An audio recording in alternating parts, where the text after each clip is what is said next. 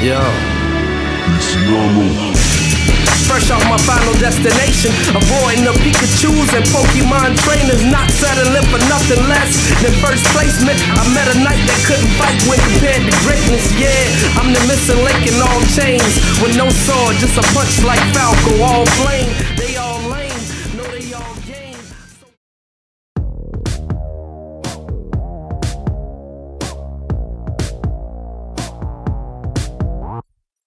What's up, everybody? This is TheWon, aka Jodecideion on YouTube, and I'm bringing you a bonus thought out from the side of my neck. Some are calling it a panic move, and others are calling it a necessary move. But Nintendo Japan today announced a worldwide price cut for their Nintendo 3DS platform that is released in March this year. After revealing their recent quarter numbers, Nintendo felt they needed to cut the price of the 3DS so they can meet their first year goals for the platform. And seeing that they were very far off pace, they felt at this time the only way to spur interest in the console was by delivering a price cut, believing that the price of the console at launch was one of the defining factors new gamers didn't want to adapt to the new platform. In a show of respect and appreciation to first adopters, Nintendo is offering a new ambassador plan that will allow anyone who bought a 3DS before August to receive 20 free games from a collection of GBA and Virtual Console NES games. This program will begin sometime later this year. So now, I'm going to show you how this is a good thing overall for the industry, but at the same time, a bad thing for Nintendo. But, in the long run, it definitely will help them become a better business. A price cut is like a cancer to merchandise, to products, to consumer goods. Once a developer decides to give a product a price cut, it shows to the consumer that that product has been devalued by the provider. This is why this is a very devastating move for Nintendo, to already show within a matter of 3, 4, 5 months that they already devalue the 3DS. This is not a good sign for consumers looking at a product that they already see is receiving a price cut, to feel that maybe it won't be in the market that much longer. At least that is the perception. Next, the new price point is now putting Nintendo in the red, to where they're going to lose money on every 3DS sold in the worldwide market. This is definitely against Nintendo's strategy that this company has lived by since its existence. They have always made money on their hardware, despite their rival companies always losing money on their hardware.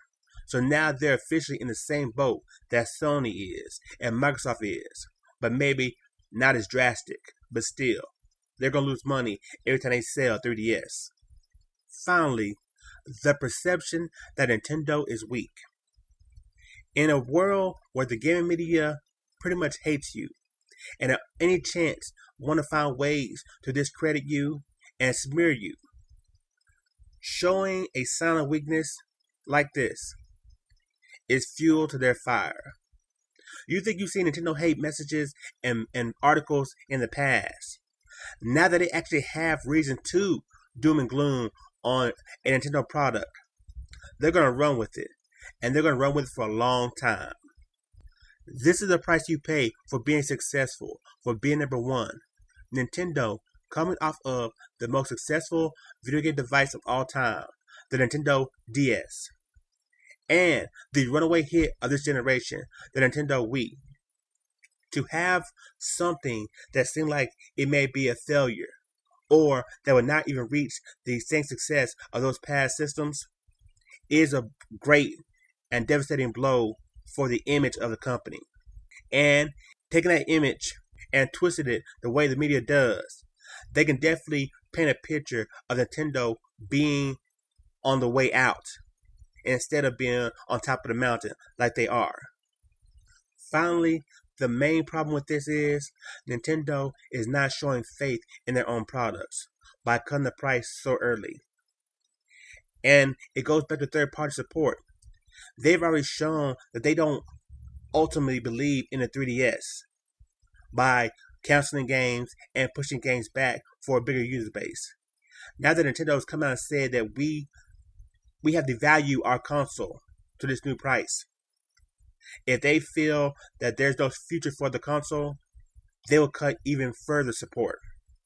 A move like this could have a negative impact on the system. And in the end, the first lesson we learned is value isn't something you can package together. It's not a whole bunch of options or features you can add to a device and then sell at a certain price. Value is an intangible. It's an emotion. It's a feeling that consumers have for a product. They see certain products at certain prices and feel that it's worth it. And they see others at other prices and feel that's not worth it. Despite Sony telling us that a PS3 at launch with Blu-ray and all these features was worth $500 and $600, the consumers told Sony no. And to this day, consumers are still finding a hard time buying PS3s at its current price.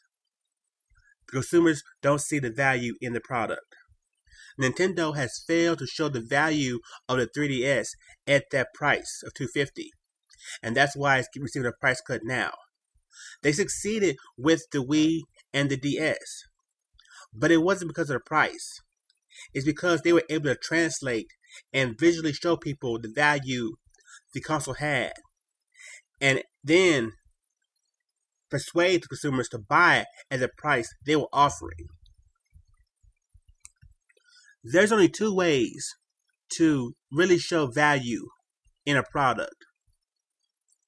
One, create something that is so new, so fresh, so compelling, and present it in a way where consumers feel they have to have it, no matter the cost. That creates value for a product. Nintendo was able to do this with the Wii and the DS. Next, give consumers exactly what they want. Activision does this every year. EA, to a degree, does this every year. They're able to make money and sell their products every year because they're giving consumers exactly what they want. If you can't come up with something new and then present it in a way where consumers have to have it, you have to go with the tried and true. That's the value to consumers. Give them what they want or show them something they must have. With the price being cut, you can definitely look forward to a PSP Vita price cut coming soon, or better yet, a relaunching of the system at a new price. Sony started the trend with the PSP Go selling a handheld for $250. It bombed. Nintendo came in with a 3DS and made that a standard, helped the trend go further. Now that Nintendo has failed at that price point, Sony too will have to release the Vita a lot cheaper than they want, because the 3DS and the Vita are pretty much in the same predicament. What increase in value do you have compared to their predecessors? The DS, the 3DS, the only difference is 3D technology, horsepower. The PSP and the Vita, the only difference is horsepower. You're in the same predicament, and you can have the same fate. Consumers not buying your product at that price. So Sony too will have to make the price cheaper. And from now on, I don't see any handheld being released ever again being at that $250 price range. Consumers don't see the value at a handheld at that price, with other things like Android tablets and iPads and iPhones everywhere.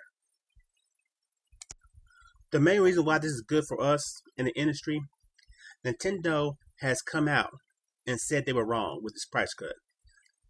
They were wrong with the price point, and maybe wrong about the way they went about the 3DS.